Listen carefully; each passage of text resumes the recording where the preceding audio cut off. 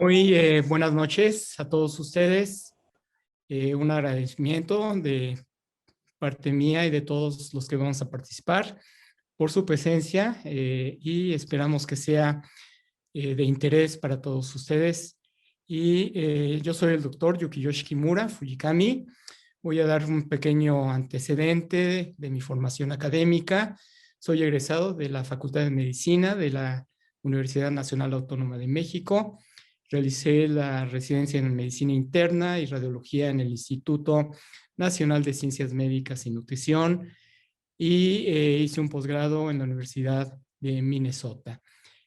Actualmente soy el director general de CT Scanner de México y pues vamos a dar inicio a la introducción siguiente.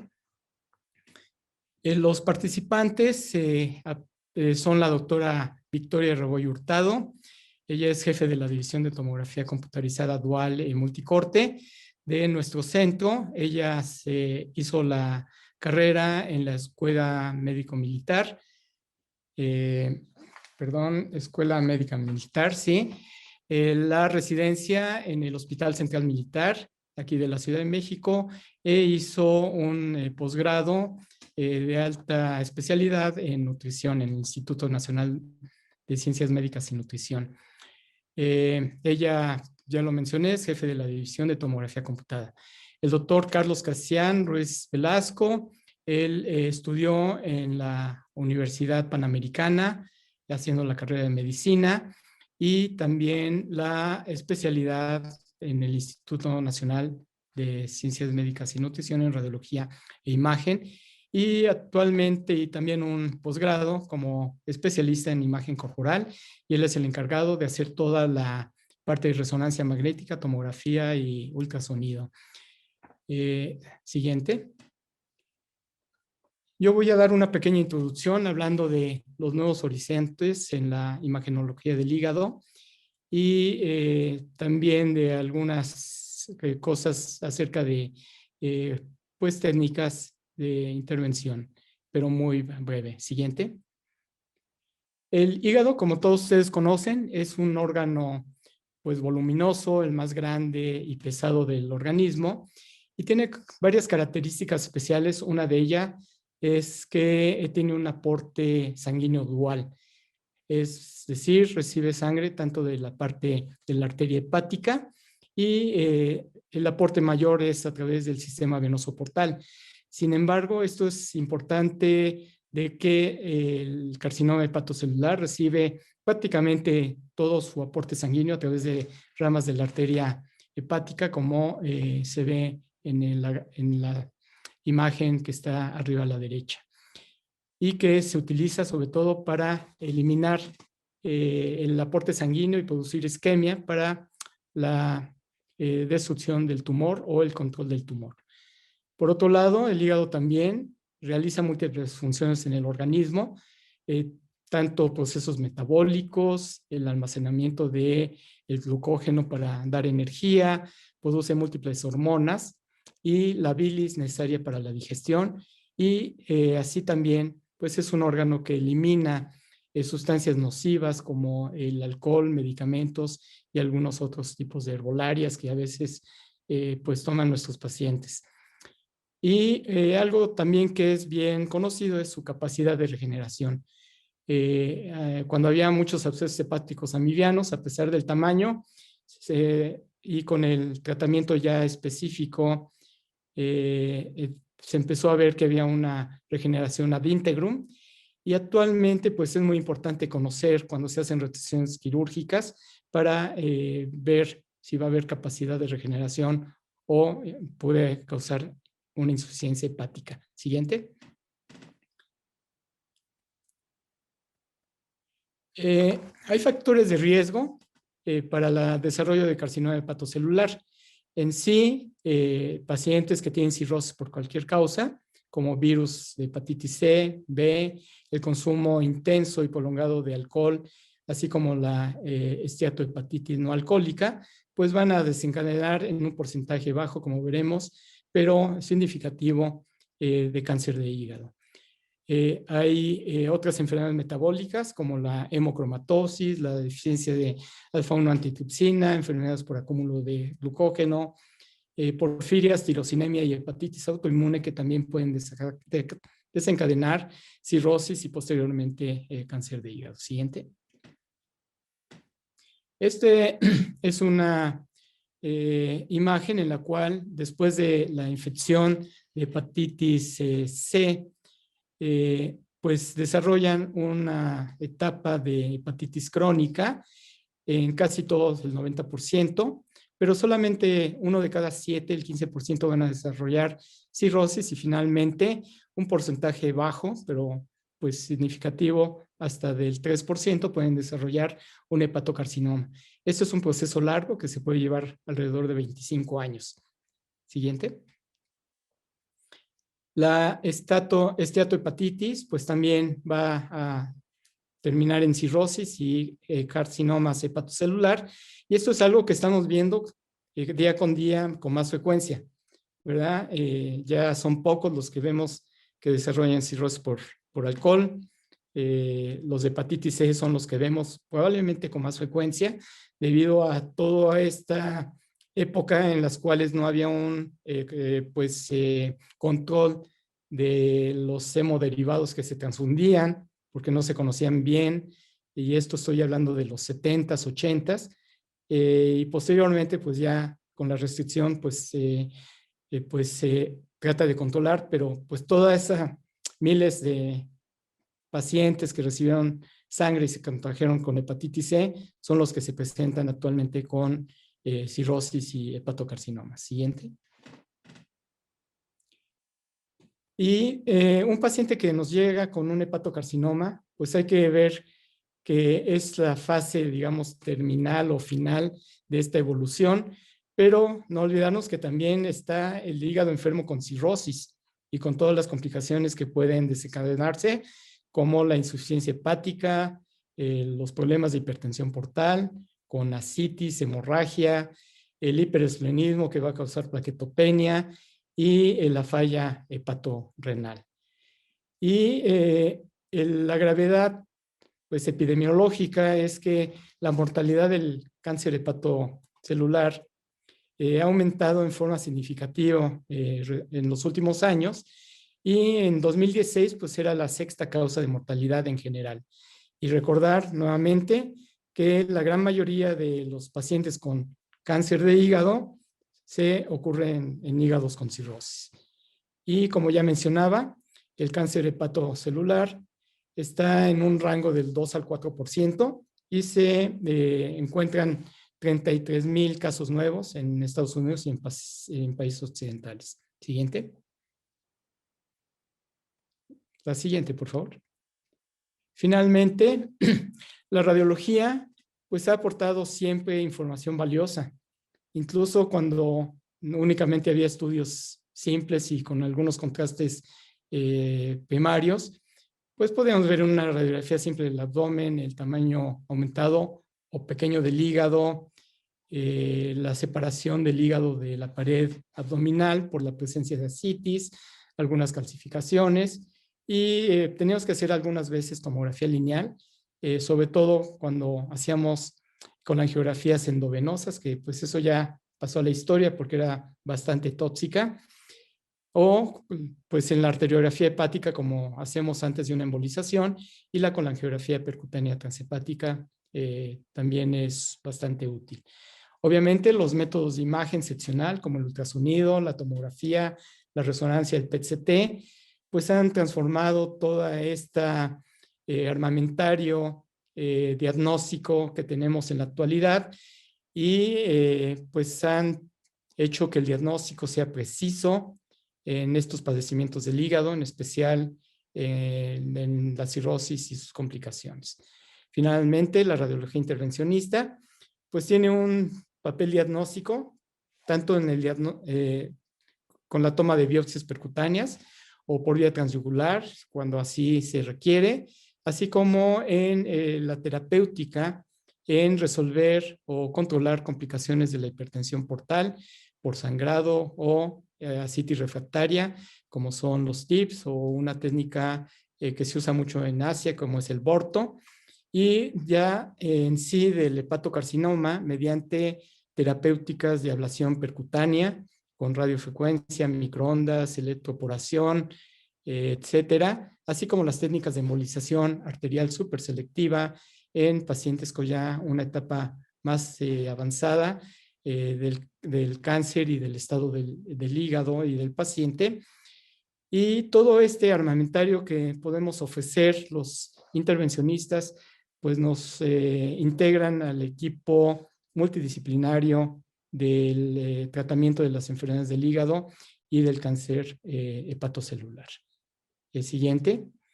Con esto pues termino la introducción y le doy la bienvenida a la doctora Victoria Rebollo Hurtado, pues radióloga sumamente pues importante porque participa en muchos webinars y ella es la responsable de hacer realidad toda esta serie de protocolos como el que vamos a ver, el de DynaCity, que es una parte de la conferencia que va a dar. Doctora Vicky Rebollo, adelante. Muchas gracias, doctor. Muy buenas noches a todos. Es para mí un placer, bueno, poder compartir con ustedes esto que es este seminario dirigido a carcinoma hepatocelular. Y bueno, con la introducción que ya nos dio el doctor Yuki, vamos a enfocar esta primera parte de la plática en este protocolo, que es un protocolo de tomografía computarizada con un protocolo DynaCT. Y bueno, en este contexto que ya nos dio el doctor Yuki acerca de este crecimiento sostenido que ha tenido la incidencia precisamente del carcinoma hepatocelular, actualmente colocado a nivel mundial como la segunda causa de muerte por cáncer, solo después del cáncer pulmonar. Y bueno, sabiendo que prácticamente en el contexto clínico en el que habitualmente hacemos el diagnóstico de este problema es en un estadio avanzado donde la sobrevida es apenas de un 7% a 5 años. Estos nuevos factores de riesgo de los que también habló ya el doctor sobre la obesidad, el síndrome metabólico, tabaquismo, que antes veíamos prácticamente esta neoplasia solo asociada a hepatitis viral. Sin embargo, cada vez cobra más importancia esta enfermedad y todo el espectro del hígado graso. Se han desarrollado pues, nuevas estrategias precisamente de escrutinio, diagnóstico y tratamiento para tratar de disminuir esta mortalidad y aumento sostenido de esta neoplasia. El 90% ya vimos, bueno, se asocian al hígado cirrótico y bueno, con esta predisposición precisamente de la enfermedad hepática asociada al síndrome metabólico y al hígado graso de origen no alcohólico. Y bueno, dentro de esta introducción quiero hablarles solo algunas dos palabras acerca de la carcinogénesis, que entendiendo precisamente este espectro de proceso inflamatorio crónico con la generación precisamente de estos nódulos de regeneración, después el nódulo displásico y finalmente originándose el carcinoma hepatocelular, todos estos pasos en el proceso que se dan en el proceso inflamatorio crónico, nos tienen siempre y van acompañados de esta correlación tanto clínica, patológica y hallazgos por imagen. La sustitución del aporte vascular, que habitualmente es de 80 a 20% por la vena porta y arteria hepática, pues bueno, se va precisamente sustituyendo por un aporte cada vez más arterial y esto es lo que nos da precisamente las características típicas del carcinoma hepatocelular, una neoplasia con un comportamiento típicamente hipervascular y que es entonces esta parte tan importante de poder identificar esta sustitución precisamente del aporte vascular.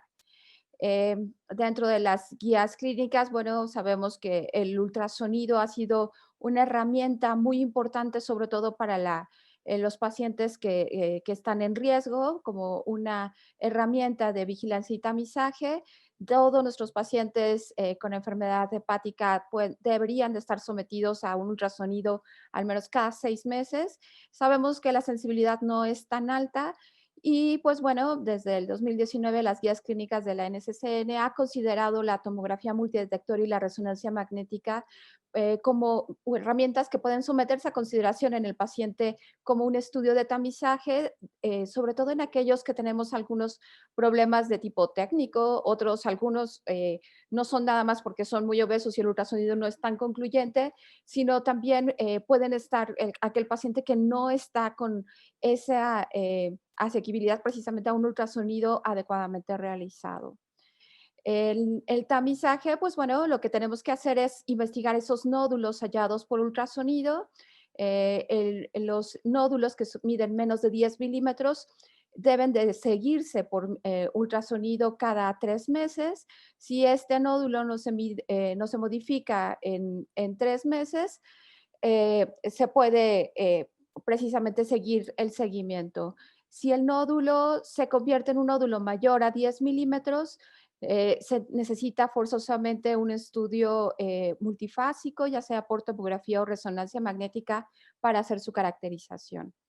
El diagnóstico con una modalidad de imagen multifásica, ya sea tomografía o resonancia magnética, en una lesión mayor a 1 centímetro, con este comportamiento típico hipervascular en fase arterial, lavado del contraste en la fase venosa y con realce periférico o tardío o imagen de pseudocápsula, es suficiente para poder hacer el diagnóstico en el contexto, obviamente, del hígado enfermo. Se convierte así en la única neoplasia que no necesita una comprobación histopatológica para poder hacer tanto el diagnóstico e iniciar el manejo requerido de acuerdo a su estadio. El papel de la tomografía multidetector, que es parte importante en este abordaje diagnóstico del carcinoma hepatocelular, pues bueno, está dentro del estado de arte precisamente de todas las neoplasias en abdomen, ya sea hígado, páncreas. Y el estudio multifásico dirigido es crucial para poder hacer el diagnóstico. No podemos hacer una tomografía contrastada sino con todas las fases y no se podría llegar a un diagnóstico de certeza. Sabemos que este estudio multifásico requiere una fase arterial eh, tardía, que es donde encontramos precisamente el realce de la lesión, y sin embargo, para poder obtener esta fase requerimos varios factores del paciente, la edad, la hemodinamia del paciente, el peso, la talla, requieren que nosotros ajustemos para poder obtener la fase ideal. Hay factores del tumor, sabemos que pueden tener lesiones multicéntricas, el tamaño y el grado de diferenciación repercuten precisamente en el patrón de realce que documentamos en el estudio multifásico. Y todos estos, el medio de contraste, la concentración, pueden tener una repercusión precisamente para poder obtener esa fase ideal que tiene tantos modificadores. Y entonces, en este artículo que quería compartir es acerca precisamente de todos estos factores como el tiempo, el flujo de inyección, la cantidad del contraste y algunos factores como la frecuencia cardíaca del paciente, el gasto cardíaco, influyen directamente precisamente en encontrar esa fase arterial tardía durante el tiempo. Eh, la información que debemos de hacer y de arrojar con nuestro estudio es precisamente la caracterización, encontrar todas estas características típicas, hacer estadificación, criterios o no de resecabilidad y la planeación del tratamiento. Actualmente, con todas estas herramientas, podríamos tener también algunas implicaciones en radiómica.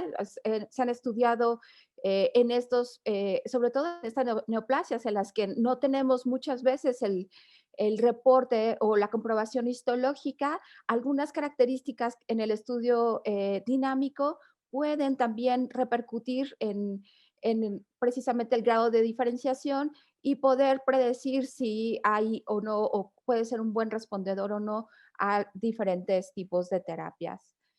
Así pues, lo que hemos implementado en nuestro centro es este protocolo Dynacity, lo que consiste es precisamente en la inyección del medio de contraste y una adquisición continua durante toda la fase arterial hasta la fase portal durante la inyección del contraste.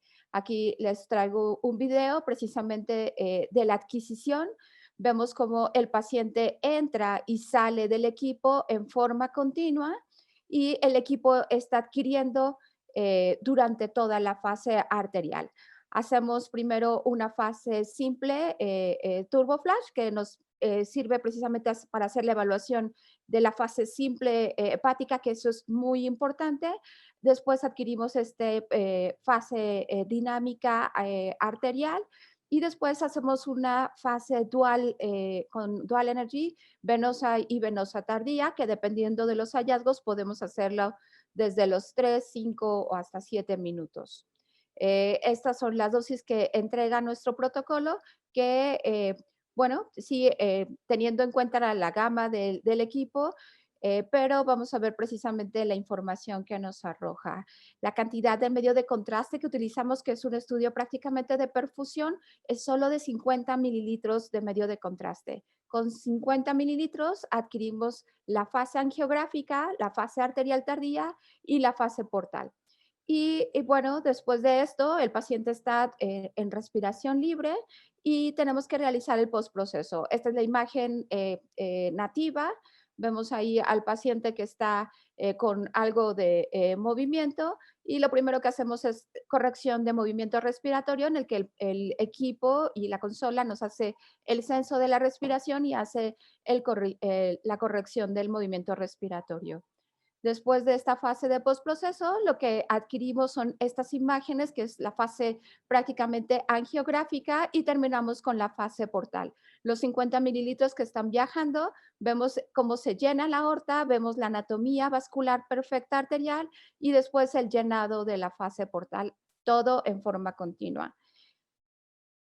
Parte de este postproceso, pues bueno, en la misma visualización, ya sea volumétrica, como es en este caso, es una paciente ya tratada con quimioembolización y podemos ver la anatomía vascular, en este caso una anatomía vascular muy rara y muy compleja porque tenemos la hepática propia originada del tronco celíaco y una arteria hepática derecha que nutría también, aparte del tumor, originada directa y proximal del tronco celíaco.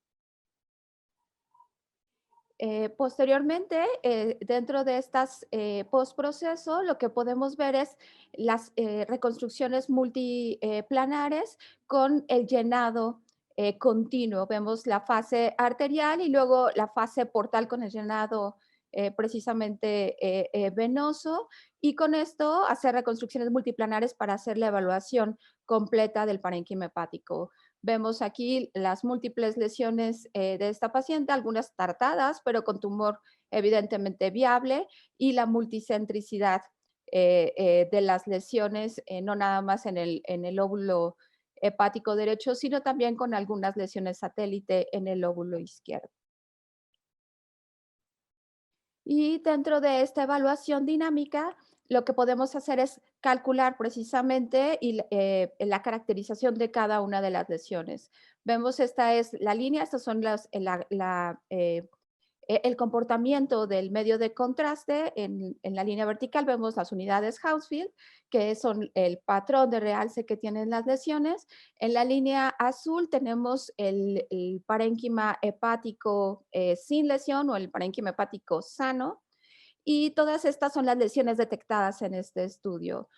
Una de las cosas interesantes que nos ha tocado evaluar es precisamente la diferencia en el tiempo de pico de cada una de las lesiones, que puede ser tan variable como en este caso vemos 33 segundos es el pico de realce del parénquima hepático, pero tenemos lesiones con un realce muy temprano a los 15 segundos y lesiones con realce mucho más tardío hasta los 21 segundos. La diferencia de 6, 7 segundos entre cada lesión hablan del comportamiento diferente precisamente de cada una de estas y que hacen que la evaluación precisamente con este protocolo nos arroje todos estos datos.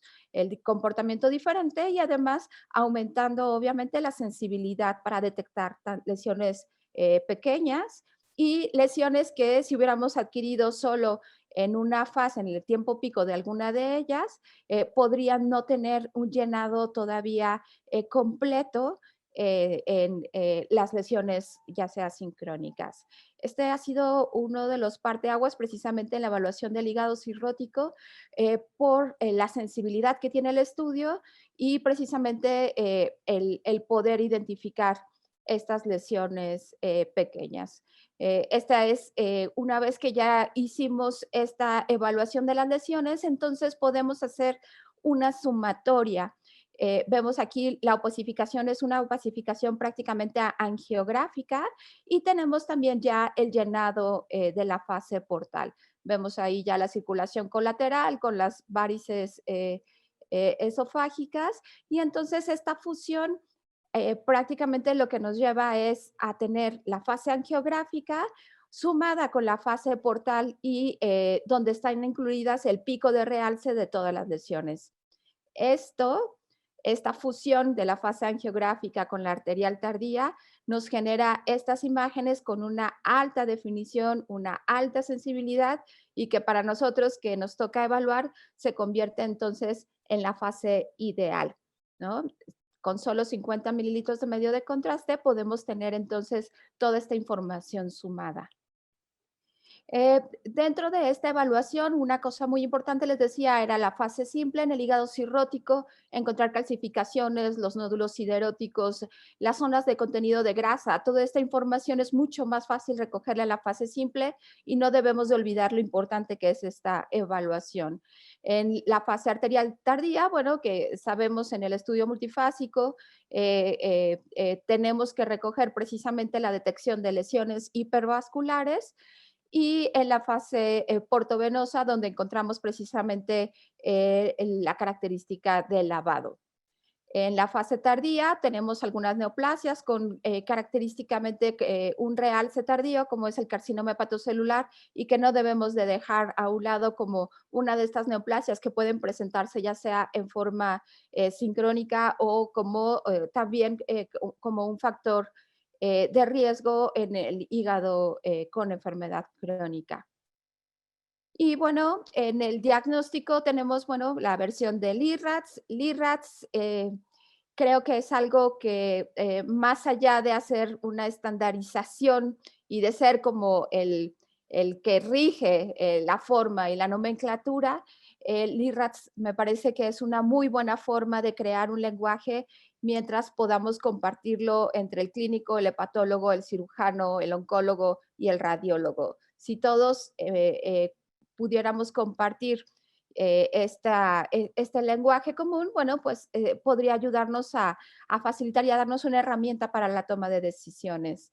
Las características, el IRAT son prácticamente las que ya conocemos, el hiperrealce en la fase arterial en esta forma en mosaico que es típica de carcinoma hepatocelular, el lavado y de acuerdo al tamaño podemos encontrarnos con algunas otras características. Esta última versión del 2018, bueno, agrega algunos puntos importantes, sobre todo en el seguimiento de estas lesiones que pudieran quedar como sospechosas, como el umbral del crecimiento y algunas otras características esenciales.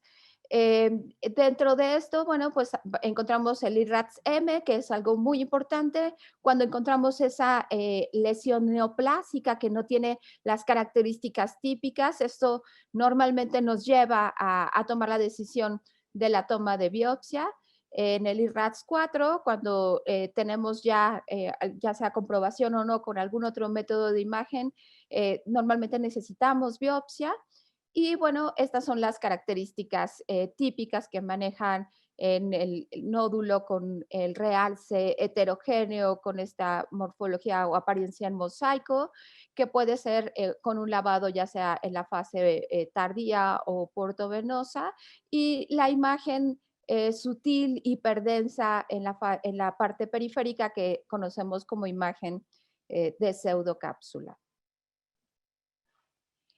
Les hago ahí algunos ejemplos. Esta es una femenina de 62 años con diagnóstico ya de hepatitis con virus C, actualmente ya sin sin carga viral y que en el ultrasonido de tamizaje encontraron lesión focal.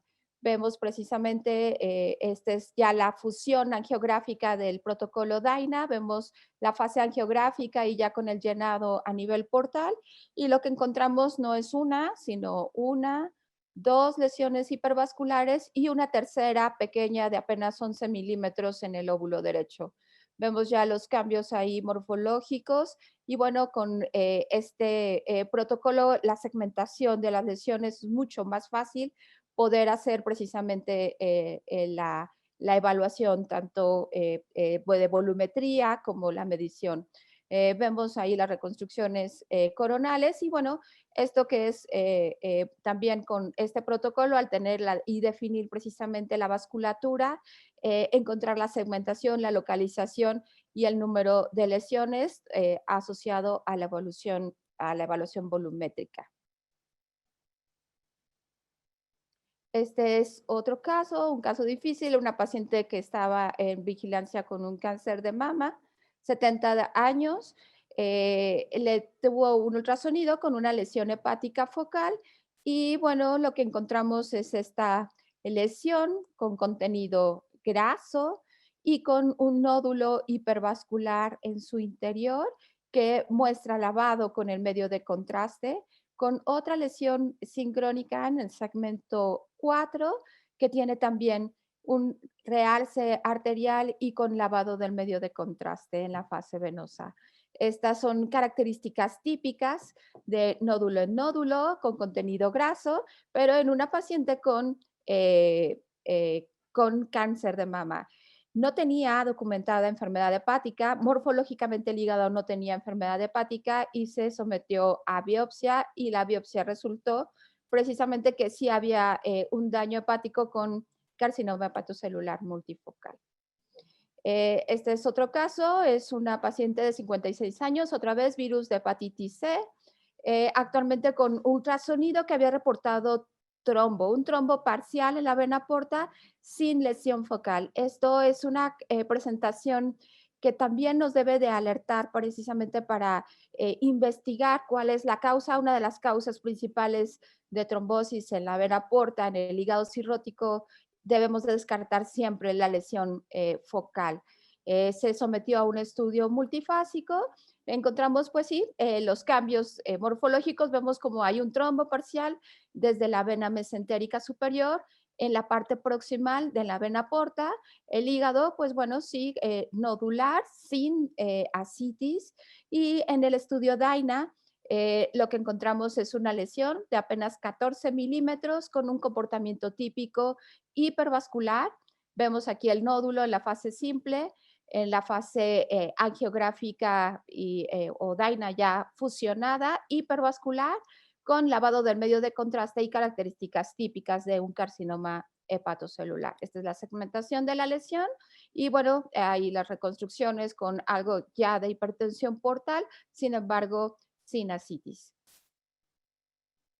Los alcances de este protocolo, pues bueno, es un estudio también muy sensible para poder identificar el trombo, ¿no? O el trombo en vena, que es ese trombo que está asociado precisamente a la lesión y que habitualmente encontramos con realce durante la fase arterial. Así que este protocolo dinámico nos permite precisamente hacer este diagnóstico. La anatomía vascular, sumamente importante, sobre todo en el abordaje terapéutico de estos pacientes. Podemos dar estas herramientas de decisión, el paciente que va a ser sometido a quimioembolización, con estas imágenes en donde podemos definir precisamente los vasos de neoformación y la irrigación de la lesión que puede ser sometida, ya sea cualquiera de estos procedimientos o manejos, ya sea con quimioembolización o bien quirúrgicos.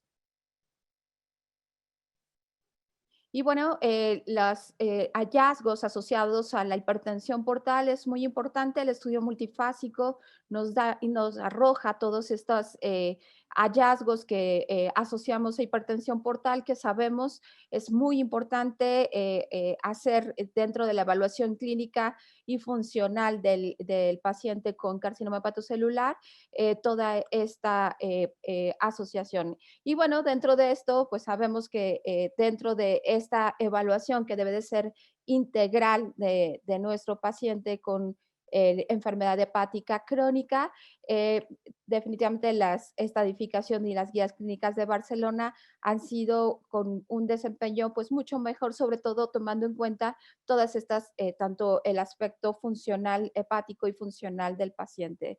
Con esto que es la última versión en la que hablamos de todos los manejos y tratamientos que tenemos a disposición para prolongar la sobrevida del paciente. Una cosa que creo que ha sido importante y que hace un parteaguas es precisamente poder hacer el diagnóstico temprano de estos pacientes. Entonces, bueno, pues con esto lo que queríamos mostrar es cómo esta tecnología ha ido adaptándose precisamente a las necesidades de nuestra ciencia médica, y los estudios de imagen hoy en día son una piedra angular en esta toma de decisiones de nuestros pacientes. Es necesario para que este estudio sea realmente impacte en beneficio de nuestros pacientes, pues estandarizar protocolos, usar lenguaje común con nuestros clínicos y este sistema de reporte radiológico que nos permita y garantice este abordaje multidisciplinario, que va a ser siempre sinónimo de un mejor resultado para nuestros pacientes. Y bueno, estos protocolos en cada paciente pueden ser y deben ser individualizados, optimizar dosis de radiación y esta detección oportuna que nos pueda llegar y llevar a un diagnóstico de certeza. Es algo que creo que tenemos como reto, como radiólogos. La validación de la información es sumamente importante. Estas son tecnologías nuevas, no están dentro todavía de ninguna guía. Sin embargo, el ir acoplando precisamente estos protocolos pueden ayudar precisamente a optimizar nuestros estudios de diagnóstico. Muchas gracias. Dejo el micrófono al doctor Yuki. Muchas gracias, Vicky. Muy interesante. Como decía, son nuevos horizontes en las técnicas de diagnóstico por estos métodos de imagen. Y creo que esta técnica de dinámica es sumamente importante y que la conozcan, sobre todo, ¿verdad? Los médicos que tratan a estos pacientes, porque pues un mal diagnóstico puede dar una estratificación diferente y hacer tratamientos incompletos durante una embolización, por ejemplo, lo cual pues esto nos ayuda muchísimo para hacer un diagnóstico adecuado. A continuación, pues va a dar su conferencia el doctor Carlos Casián acerca de resonancia magnética y protocolos, algo del IRADS, del RECIST. Y por favor, Carlos, das inicio a tu conferencia. Gracias. Gracias. Muy buenas noches a todos. Quisiera, antes que nada, agradecer a todos los asistentes por su presencia. Y la finalidad de esta presentación es abordar la imagen del hepatocarcinoma con especial atención a la resonancia magnética. Tenemos que tener en cuenta que, al igual que la tomografía, la resonancia magnética permite hacer protocolos multifásicos, permite también detectar datos de daño hepático crónico, como es el hígado nodular, la presencia de ascitis, datos de hipertensión portal, así como para caracterizar lesiones focales, y de estas lesiones dar un diagnóstico etiológico con, como ya hemos visto, un diagnóstico certero de hepatocarcinoma, así como valorar su extensión. Esta información va a aportar mucho para el abordaje terapéutico, así como para monitorizar el tratamiento. Otras ventajas que tiene la resonancia magnética es, obviamente, por su naturaleza, el no uso de radiación ionizante, y que los métodos de contraste suelen ser más permisivos, sobre todo en pacientes con enfermedad hepatorrenal o que tienen cierto grado de lesión renal aguda. Por lo tanto, podemos realizar estos procedimientos en la mayor parte de los pacientes. El carcinoma hepatocelular es un tumor de pobre pronóstico, con alta mortalidad y crecimiento rápido, con un riesgo acumulado de desarrollar en un hígado cirrótico carcinoma hepatocelular a 5 años del 4 al 30%. Es por esto que el tamizaje en personas de alto riesgo puede llevar a un diagnóstico temprano, así como una terapéutica curativa con trasplante, y mejorar la sobrevida de esos pacientes. Es aquí donde la imagen pues juega este rol tan importante.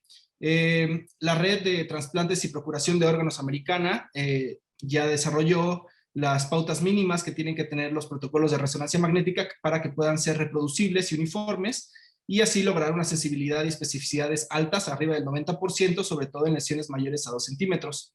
Dentro de estos criterios técnicos, pues bueno, nada más hay que resaltar que al igual que en la tomografía, se utilizan protocolos dinámicos con múltiples fases, precontraste, arterial tardía, venoportal y tardía. Vean como en los ejemplos de la derecha, están unos esquemas donde en la arterial tardía la podemos identificar porque existe mayor realce de la arteria hepática, sin embargo con realce temprano de la vena porta, a diferencia de la vena portal, que se adquiere unos segundos después, aproximadamente de 15 a 20 segundos después de la arterial tardía, existe un realce parenquimatoso máximo, así como de la vena porta bastante importante. Asimismo, podemos contar con secuencias morfológicas que son los T2 con y sin saturación grasa. Generalmente se recomienda hacerlos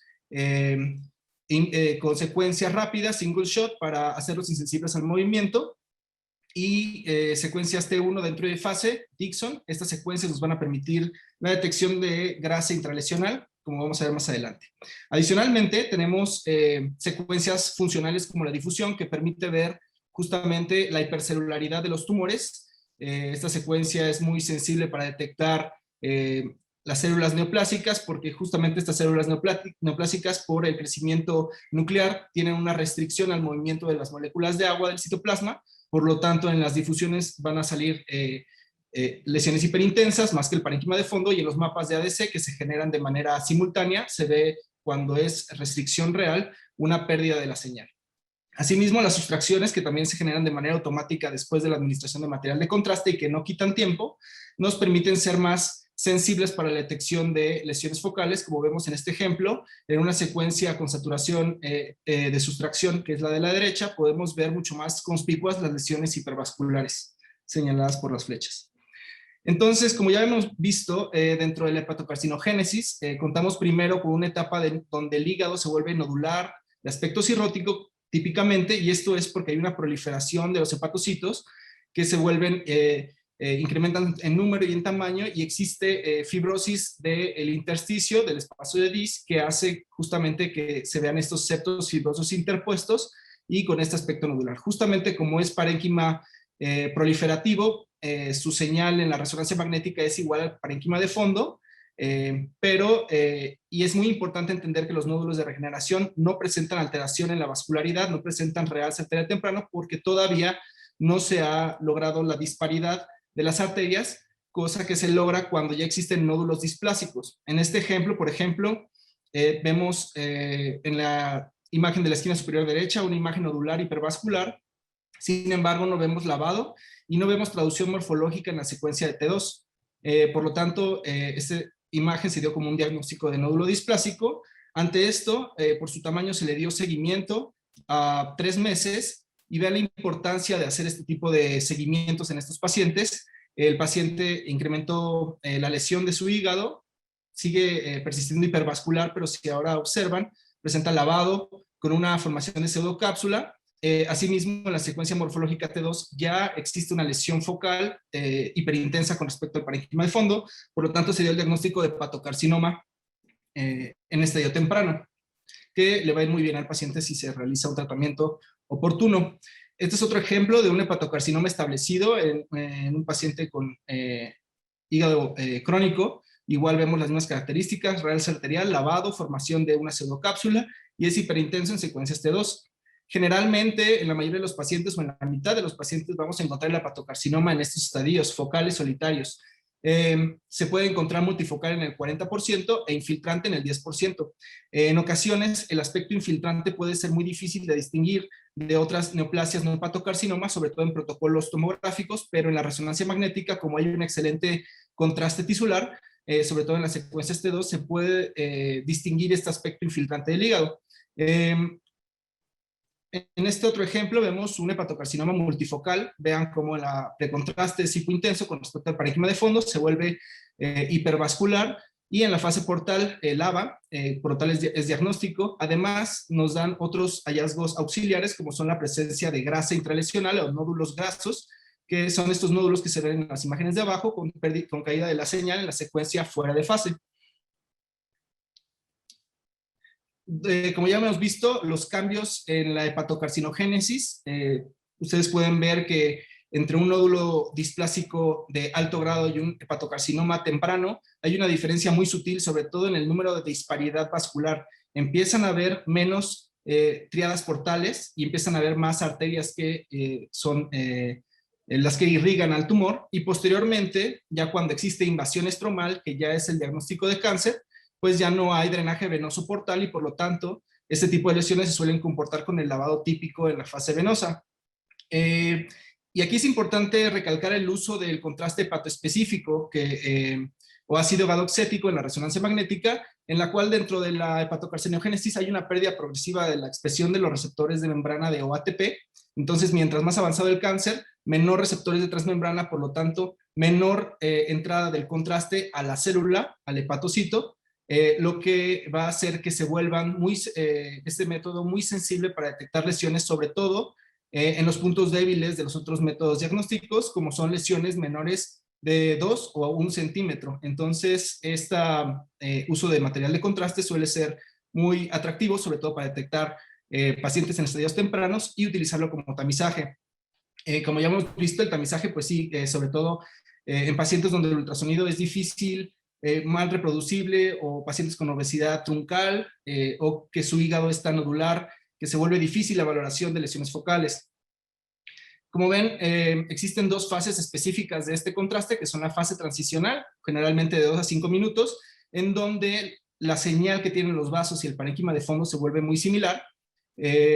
Aquí la parte de la señal viene dada por la vascularidad y la otra parte de la señal por la entrada del contraste dentro de los hepatocitos. Por lo tanto, si hay una lesión que no tiene receptores de OATP, se va a ver más evidente. Y sobre todo en la fase hepatobiliar, que es a los 20 minutos, donde ya existe excreción del contraste a través de la vía biliar, también hay una mejor relación tisular. Por lo tanto, este tipo de lesiones son aún más evidentes, como en este ejemplo, en donde tenemos una fase arterial tardía donde hay una lesión hipervascular. Sin embargo, en la fase portal no es evidente, y tenemos que tener en cuenta que las guías actuales del IRADS y la europea de la EASL sugieren que solo le digamos lavado cuando utilicemos PrimoVist a la fase portal. Las fases transicional y hepatobiliar ya no van a ser consideradas como lavado, como esta dinámica, pero sí le vamos a decir hipointensidad.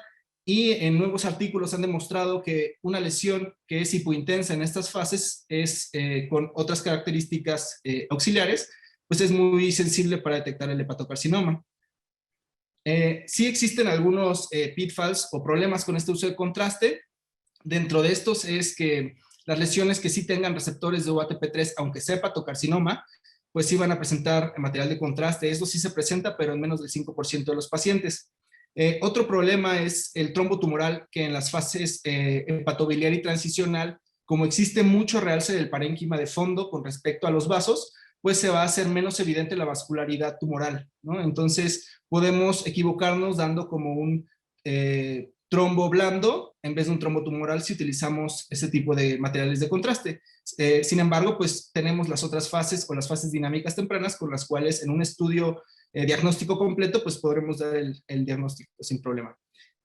También el realce arterial es menos evidente con el uso de gadolinio, y esto es porque la señal tejido, la relación señal-tejido es pues menos marcada.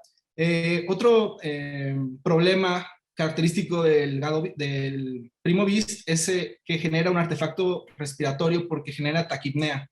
Entonces, en las secuencias contrastadas pueden salir movidas cuando se utiliza este material de contraste. Sin embargo, la utilidad de la resonancia es ir mejorando los protocolos, haciéndolos más fáciles para el paciente con periodos de respiración sostenida que sean menores a 15 segundos idealmente, para que así el paciente pueda aguantar la apnea y el estudio salga completamente de diagnóstico. Entonces, el rol de la imagen, sobre todo pues en general, nos basamos, y actualmente las nuevas guías del IRADS, como ya hemos mencionado, la versión 2018 se hizo factible poderla agregar a las guías de manejo clínico de la Asociación de Enfermedades de las Enfermedades Hepáticas, la AASL.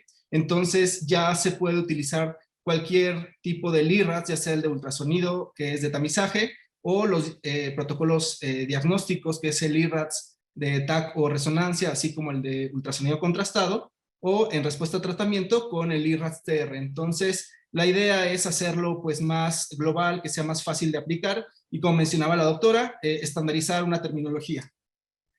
En la vigilancia, las guías de tamizaje, sobre todo las más importantes como la americana y la europea, como ya habíamos visto, pues generalmente van a ser especialmente para pacientes en alto riesgo, pues son pacientes con hígado fibrótico en F3 o mayor, cirrosis en Child A o B, pacientes con virus de hepatitis B. Esto todos tienen sus pequeños inconvenientes, y hay otros criterios de inclusión, aunque no estén dentro de estos, pero básicamente estos son los criterios importantes.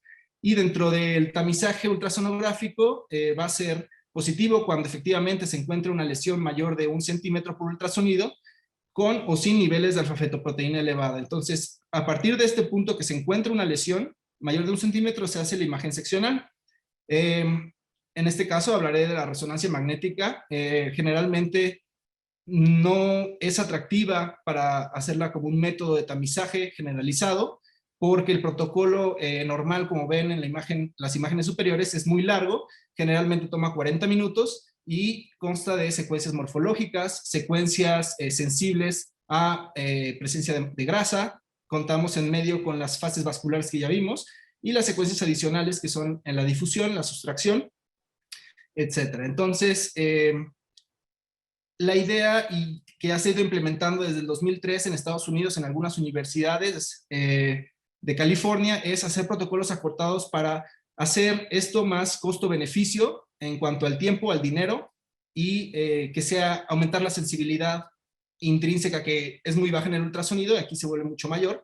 Entonces existen protocolos en los que el tiempo cama, digamos cama, de que empieza el paciente a que sale, duran 15 minutos, se acuesta el paciente, se inyecta el material de contraste. En este caso, estos protocolos, y sobre todo el más sensible, es con Primovist. ¿Esto por qué? Porque, como les comentaba, el Primovist nos va a dar mucha sensibilidad para lesiones pequeñas, que son las que queremos detectar en el tamizaje, y además de los localizadores, que son secuencias muy rápidas, solamente se van a hacer 3 secuencias importantes. La difusión, que aumenta la sensibilidad para cualquier lesión focal real. La T2, una secuencia que nos va a dar mucha especificidad, porque va a excluir lesiones benignas como los hemangiomas, que pueden brillar en la difusión. Entonces, con estas 2 secuencias podemos acortar mucho el diagnóstico diferencial. Y por último, pues una fase con contraste hepatoespecífico para corroborar la ausencia de estos receptores de OATP3 en lesiones que son de alto riesgo. Posteriormente, después de un protocolo acortado, se recomienda realizar un protocolo dinámico completo, ya para que exista una adecuada caracterización de todo lo que falta. En esta gráfica publicada en Radiographics del 2020, pues ya se contempla la resonancia como una posibilidad al tamizaje, pero si ustedes ven, existen protocolos no contrastados, que bueno, por el tiempo, pues sí, y por la ausencia de material de contraste, pues son más costo-beneficio. Sin embargo, a pesar de que la resonancia magnética acortada con contraste hepatobiliar no aparece como posible, los autores recomiendan que si el tamizaje se hiciera en vez de cada 6 meses, cada año, con resonancia magnética con hepatobiliar, puede llegar a ser un método costo-beneficio para tamizaje en pacientes. Quitando de lado la vigilancia, empezamos con el diagnóstico. No vuelvo a tocar lo que es el IRADS, pero bueno, simplemente el IRADS es una gran herramienta para poder dar una escala diagnóstica y caracterización de lesiones focales, para homogeneizar criterios en la descripción. Y si ustedes pueden observar en esta gráfica, veamos cómo la tomografía, que sí aporta muchísima información, sobre todo para ver el realce, que es la característica más importante, el crecimiento de las lesiones. En algunos casos, detectar la presencia de grasa intralesional. La resonancia magnética, pues bueno, va a poder dar datos funcionales, como la restricción a la difusión, la señal intrínseca T2, que también puede servir como un biomarcador, la presencia de metales pesados como el hierro, y además, aunado a esto, si aplicamos material de contraste hepatobiliar, pues bueno, podemos contar con las fases transicional y hepatobiliar, que nos van a dar esa información más sobre la ausencia de receptores de OATP. Tengamos en cuenta las características típicas aunadas a este tipo de información que nos dan, como son la cápsula con realce periférico tardío, la arquitectura de nódulo en nódulo, la arquitectura en mosaico o la presencia de grasa intralesional o restos hemáticos, pues ayudan a aumentar todavía más la sensibilidad de este tipo de métodos diagnósticos. Ya habiendo hecho el diagnóstico en la estratificación, tenemos que entender que un trasplante hepático temprano aumenta la tasa de sobrevida total y la sobrevida libre de recurrencia en 85 al 92%. Es por esto que se crearon estos criterios de Milan, que son, si se siguen, y en estos pacientes que son elegibles para trasplantes, tienen una gran tasa de curabilidad, de curación de la enfermedad. Sin embargo, como ven en la escala de Barcelona que ya habíamos mencionado anteriormente, las etapas tempranas son las que son elegibles para tratamiento curativo. Algunos pacientes en estadio B se pueden citorreducir para que puedan entrar a estos criterios de Milan y así trasplantarse, pero cuando ya se encuentran en enfermedades avanzadas, que son el Barcelona C o D, pues ya requerirán tratamientos paliativos, como son la quimioembolización o las terapias sistémicas nuevas inmunológicas que han demostrado aumentar la sobrevida de manera exitosa y progresiva en los pacientes. Ahora, de los métodos de tratamiento locorregional en estos pacientes que no pueden ser sometidos a trasplante hepático, sobre todo son estos pacientes que están en terapia puente esperando un trasplante hepático, o aquellos que están en terapia puente porque están fuera de criterios de Milan y quieren citorreducirlos para ver si se pueden trasplantar, o pacientes que no se les pueden hacer segmentectomías porque hay pobre reserva hepática. Entonces, en todos estos pacientes se pueden hacer tratamientos locorregionales. Los tratamientos percutáneos, pues son los de primera línea, que generalmente se basan en necrosar el tejido viable, como microondas, el etanol, el ARF o la crioablación. Vean como, por ejemplo, en la imagen de la derecha, la respuesta a este tipo de tumores es muy característica. Generalmente primero se necrosan. Sí puede haber una zona de realce periférico, pero esa zona de realce es fisiológica. Pero la zona de necrosis, generalmente después de este tipo de tratamientos percutáneos, incrementa de tamaño para después de muchos meses disminuir de tamaño. Si existe una recurrencia, pues va a existir tejido nodular hipervascular, ¿no? Y en las terapias transcatéter que están específicamente para pacientes con enfermedad multifocal o enfermedad más avanzada, pues como la quimioembolización con agentes citotóxicos o las microesferas de itrio 90, pues van a tener una respuesta diferente. En vez de crecer de tamaño, estas suelen disminuir de tamaño de manera progresiva y constante. Tenemos que tener en cuenta las características típicas de este tipo de tratamientos. Generalmente las microesferas de itrio se tienen que hacer una embolización profiláctica selectiva de la arteria gastroduodenal, porque si no puede generar migración de este material radioactivo hacia la circulación gástrica y generar úlceras refractarias al tratamiento.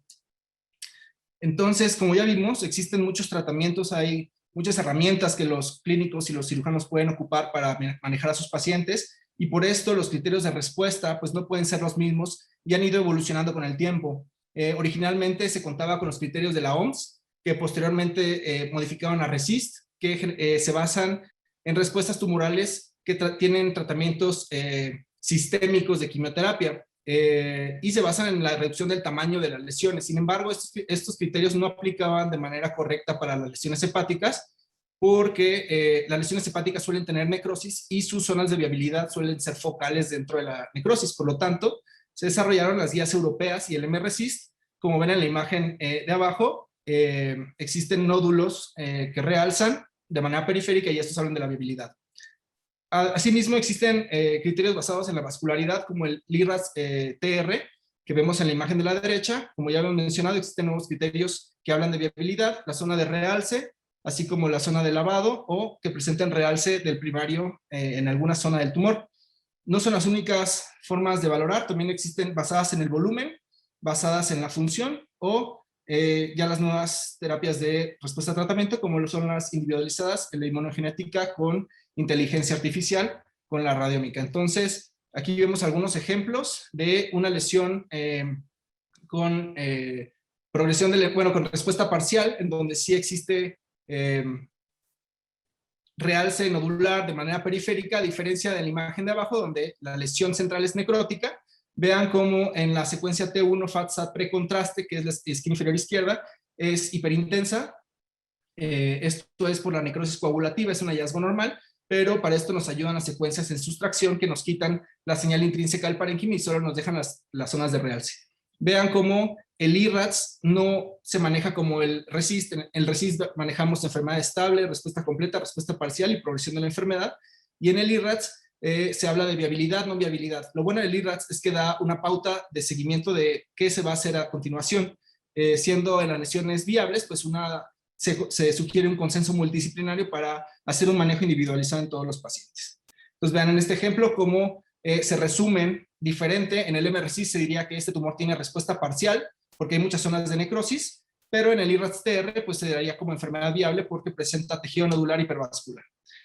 Otra ventaja de la resonancia, que quería hacer un paréntesis para mencionarla, es la utilización del lipiodol como agente de embolización transarterial, en la que en la tomografía puede ser muy difícil de valorar la residualidad porque existe endurecimiento de rayo. Vean cómo en la resonancia magnética no existe ningún artefacto y se puede valorar muy bien la vascularidad residual, sobre todo en las fases vasculares. Y las técnicas para valorar la respuesta de la inmunoterapia, las nuevas, se ha visto, por ejemplo, que no se puede tampoco aplicar de manera correcta el MRCIS, debido a que cuando se aplicó en el uso de sorafenib, solo menos del 5% mostraron respuesta completa con el sorafenib. Sin embargo, incrementó la sobrevida. Esto es debido a que los agentes antiangiogénicos tardan un poquito más en hacer efecto, y sobre todo como el nivolumab pueden ocasionar pseudoprogresión, en las cuales los tumores pues se ven primero de un tamaño normal, después incrementan de tamaño en el que falsamente podríamos darlo como progresión de la enfermedad. Sin embargo, sin cambio de tratamiento con el mismo esquema, a largo plazo ya demuestran una respuesta y un beneficio sobre estos tratamientos nuevos inmunológicos. Las técnicas para valorar la respuesta que son dependientes al volumen, pues el volumen es mucho más específico que hacer una medición en 1 o 2 puntos. Sin embargo, pues es difícil de reproducirlo y no está aprobado por la FDA solamente para estudios clínicos en fase 3. Sin embargo, pues sepan que existen estos criterios y que sí se puede dar, son más específicos para ver el realce.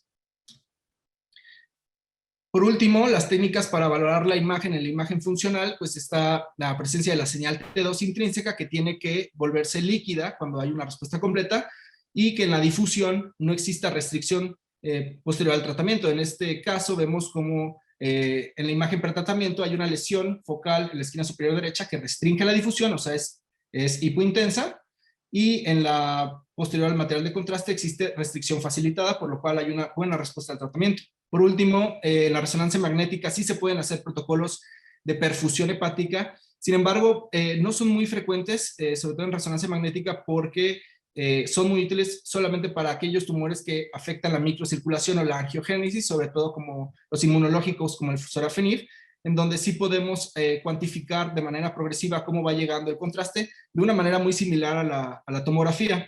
Sin embargo, pues bueno, tienen limitaciones intrínsecas de la resonancia magnética contra la tomografía, que tienen menor resolución longitudinal del hígado y de las lesiones.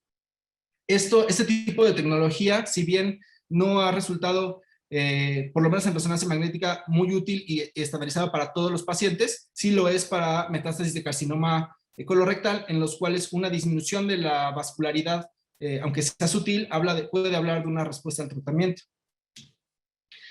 Entonces, los beneficios de la resonancia magnética es que existe una alta resolución tisular, es muy beneficioso en pacientes con alergia al contraste yodado, es muy permisivo en pacientes con daño renal y no se usan contrastes nefrotóxicos. No se ha deportado ningún caso de fibrosis sistémica nefrogénica en pacientes con daño hepático crónico hasta el momento. La fase patobiliar con el uso de Primovist es buena para el tamizaje para detectar lesiones subcentimétricas. El uso de sustracción en cambios post-tratamiento y postase con lipiodol pues es muy bueno. Y también podemos detectar pequeñas cantidades de grasa intralesional. Nos da la imagen funcional con difusión y también podemos hacer perfusión.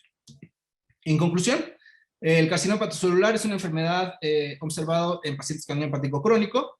El mejor tratamiento es el trasplante hepático temprano. El tamizaje apoya el uso de la imagen sobre la biopsia, justamente porque la biopsia hay riesgo de sangrados, de implantes postbiopsia, etc. La resonancia magnética multifásica con contraste hepatoespecífico es altamente sensible y específica para el tamizaje. Y los criterios de respuesta deben ser individualizados según la experiencia del centro, así como las herramientas disponibles con las que se cuenten. En el futuro, la idea es que existan más técnicas de resonancia magnética con secuencias que puedan servir como biomarcadores tumorales que permitan incluir al protocolo de trasplante de pacientes que estaban fuera de criterios de Milán y viceversa, que permitan predecir recidivas y sacar del protocolo de trasplante a pacientes que tengan un mal pronóstico.